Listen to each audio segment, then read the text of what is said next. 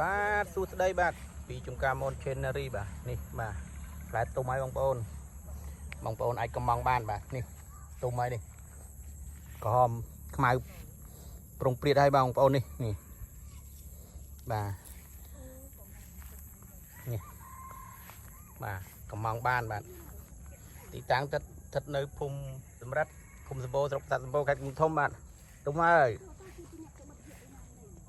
នេះខ្មៅផ្អឹសបាទ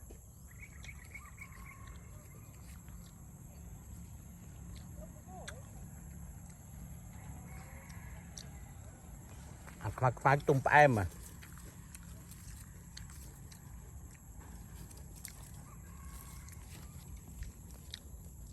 រឹងក្រហមជូរអែមបាទខ្មៅខ្លាំងគឺផ្អែមបាទអត់ជាប់ជូរទេជាប់ជូរតិចបាទជាប់ជូរតិចជូរតិចមែនតើបាទដែលវាទុំខ្មៅបាទបងប្អូននេះបាទនេះទុំច្រើនបាទ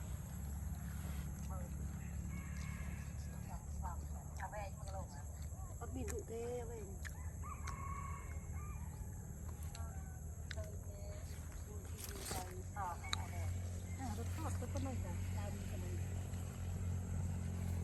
បាទនេះនឹងក្រហមផ្អឹសបា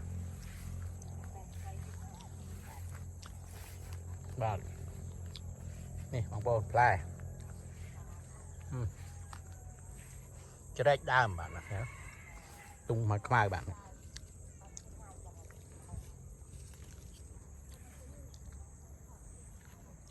បាទទីតាំងស្ថិតនៅភូមិសម្រិទ្ធឃុំសម្បូរស្រុកប្រាសាទសម្បូរខេត្តកំធំបាទ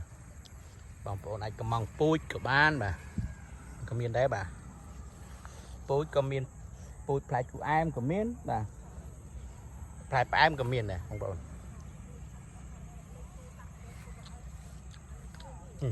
ក្រហមនិយាយទៅពុបហ្មងបាទបងប្អូនផ្លែពុប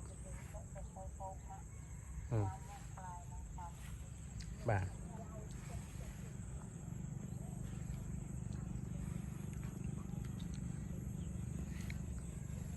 បាទមានច្រើនបាទបងប្អូនអាចចាប់អារម្មណ៍ទេអាចតាក់ទងទិញបានបាទផ្លែមនមានប្រយោជន៍ណាស់បាទចំពោះសុខភាពបាទនេះបាទនេះ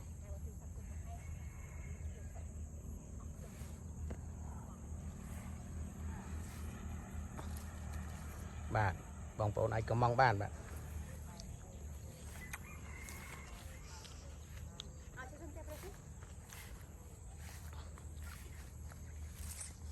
បាទអរគុណច្រើនបាទបងប្អូនចាប់អារម្មណ៍ទីអាចតាក់ទងកំងបានបាទ